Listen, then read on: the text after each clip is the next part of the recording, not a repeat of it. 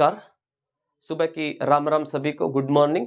तो आज अपने नए प्रश्न के साथ एक बार पुनः आ चुके हैं और पिछली क्लासों में आप सभी का बहुत अच्छा रिस्पॉन्स रहा और बहुत अच्छे अच्छे कमेंट आ रहे हैं। और आप सभी से रिक्वेस्ट है कि क्लास को ज़्यादा से ज़्यादा शेयर करें और अगली अपने 30 जैसे ही क्लासें होंगी तो उस दिन हम कमेंट का एक वीडियो बनाएंगे। उसके बाद में अगली 30 क्लासों के ऊपर जो सबसे बेहतरीन जिसका कमेंट रहेगा उनको मैं मेरी तरफ से किसी ना किसी भर्ती परीक्षा का एक किताबों का सेट जो है वो बिल्कुल निःशुल्क प्रोवाइड करवाया जाएगा। आपके एड्रेस बता देना, वहाँ पर बाकायदा पहुँचा दिया जाएगा। तो आज का प्रश्न जो है वो आपके मोबाइल स्क्रीन पर आपको दिखाई दे रहा है, जो एग्रीकल्चर सुपरवाइजर 2019 के अंदर पूछा गया है कि राजकुमार अजीत सिंह को जोधपुर का राज्य पुनः दिलाने में सर्वाधिक योगदान किसका रहा था। बहुत ही शानदार प्रश्न है। और एग्रीकल्चर सुपरवाइजर वालों भी अगर कोई वीडियो देख रहे हैं तो आप अपने सर्किल में इस वीडियो को शेयर कीजिए, क्योंकि एग्रीकल्चर सुपरवाइजर के पेपर से पहले जितना भी आपके जो राजस्थान इतिहास में जो कुछ भी लगता है उसका एक मैं कंटिन्यू वीडियो बना के और कंप्लीट राजस्थान हिस्ट्री डाल दूंगा, जिसमें से आपके 2-4 जो प्रश्न आते हैं वो आपके अच्छे तरीके से तैयार हो जाएंगे। तो प्रश्न अपना यह है कि राजकुमार अजीत सिंह को जोधपुर का राज्य पुनः दिलाने में सर्वाधिक योगदान किसका रहा था। ये मारवाड़ के अंदर एक राजा हुआ करते थे जिनका नाम था जसवंत सिंह, और मारवाड़ के जसवंत सिंह की मृत्यु 28 नवंबर 1678 को जमरूद अफगानिस्तान में होती है। और जब जसवंत सिंह की मृत्यु हुई थी तो उनके कोई संतान नहीं थी।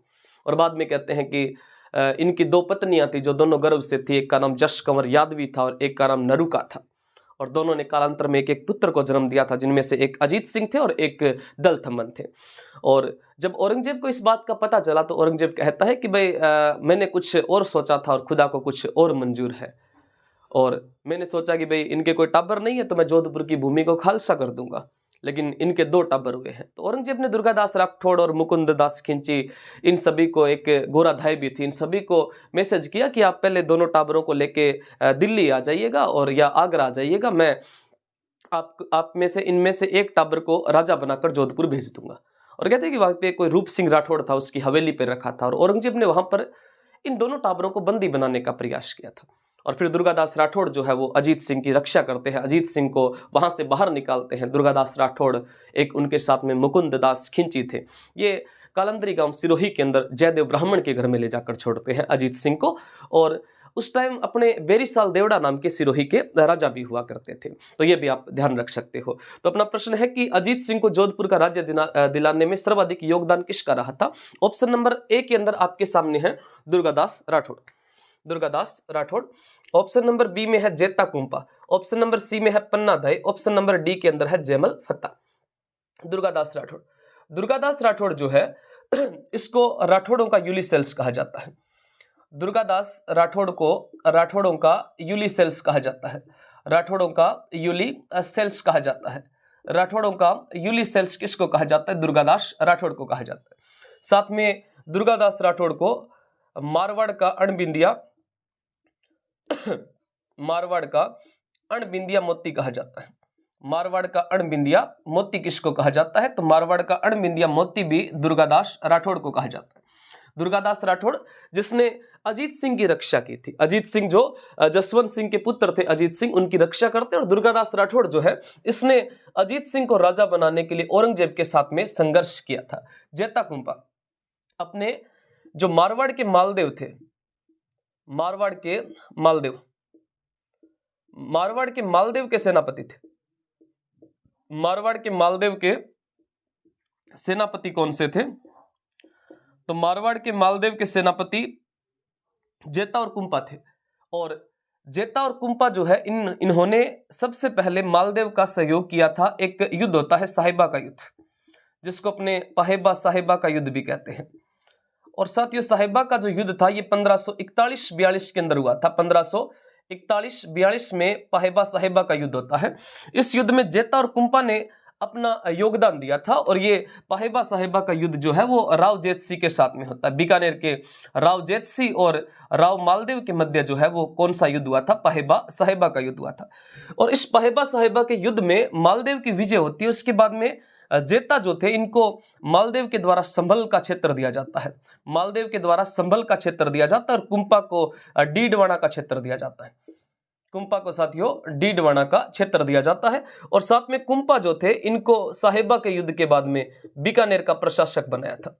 बीकानेर का प्रशासक बनाया था। साहिबा के युद्ध के बाद में बीकानेर का प्रशासक किसको बनाया था? तो बीकानेर का प्रशासक जो है वो कुंपा को बनाया था। साथ में ध्यान रखना कि जेता और कुंपा जो है इन्होंने गिरी सुमेल युद्ध के अंदर भी अपना योगदान दिया था। कौन से युद्ध के अंदर?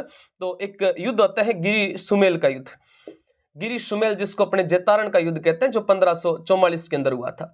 और ये युद्ध अपना शेरशाह सूरी के साथ में हुआ था। अफगान शासक जिनके बचपन का नाम था फरीद, इस शेरशाह सूरी के साथ में गिरी सुमेल का या जेतारण का युद्ध हुआ था, जिसके अंदर जेता कुंपा ने योगदान दिया था और जेता कुंपा इस युद्ध के अंदर लड़ते हुए वीर गति को प्राप्त हो गए थे। उसके अलावा ऑप्शन नंबर सी में आपके सामने दिखाई दे रहा है पन्नाधाई। पन्नाधाई जो है इसने मेवाड़ के महाराणा उदय सिंह की धायमा थी। मेवाड़ के महाराणा उदय सिंह की धायमा थी। मेवाड़ के महाराणा उदय सिंह की धायमा, उदय सिंह की धायमा कौन थी? तो उदय सिंह की धायमा जो है ये आपकी पन्नाधाई थी। और इस पन्नाधाई ने तो अपने पुत्र चंदन की बलि देकर किसको बचाया था? तो चंदन की बलि देकर पन्नाधाई जो है ये उदय सिंह की रक्षा करते और उदय सिंह को कुंभलगढ़ दुर्ग में आशा देवपुरा के पास में भेजा था। और मालदेव ने भी जो है वो उदय सिंह का सहयोग किया था। कुंभलगढ़ में उदय सिंह का जब पहला राजतिलक होता है उस टाइम मालदेव इनका सहयोग करते हैं। जयमल और फत्ता, जयमल और फत्ता जो है ये अपने जो 1567-68 में अकबर का चित्तौड़ आक्रमण हुआ था और इस समय अपना चित्तौड़ का तीसरा साका होता है। चित्तौड़ का कौन सा साका होता है? चित्तौड़ का तीसरा साका होता है। और जब अपने चित्तौड़ का तीसरा साका हुआ था उस टाइम जयमल और फत्ता जो है इन दोनों के नेतृत्व में यहाँ पर केसरिया होता है। केसरिया जयमल और फत्ता के नेतृत्व में होता है। और ये जो जयमल थे ये अपने मेड़ता के थे, जिनको अपने जयमल मेड़तिया के नाम से भी जानते हैं। और फत्ता मुल्लर के अपने जो है वो हुआ करते थे कोई सामंत। और जो फत्ता है इनका पहले नाम फतेह सिंह था और बाद में इनका नाम फत्ता कर दिया। और फिर कई जगह इनका नाम पत्ता भी मिलता है क्योंकि इनकी पत्नी का नाम फूल था, तो बाद में हमें इनका नाम जो बदल के क्या कर दिया था? पत्ता कर दिया था। तो पत्ता सिसोदिया और जयमल मेड़तिया जो थे इनके नेतृत्व में चित्तौड़ के तीसरे साके में केसरिया किया जाता है। और जयमल और फत्ता की जो आदमकद मूर्तियां हैं वो अकबर ने कौन से किले के बाहर लगवाई थी? तो अकबर ने एक अपना किला आता है जिसका नाम आता है आगरा, इस आगरा के किले के बाहर लगाई थी। और वर्तमान में सेम ऐसी की ऐसी मूर्तियां कहां पर देखने को मिलती है? जूनागढ़ में।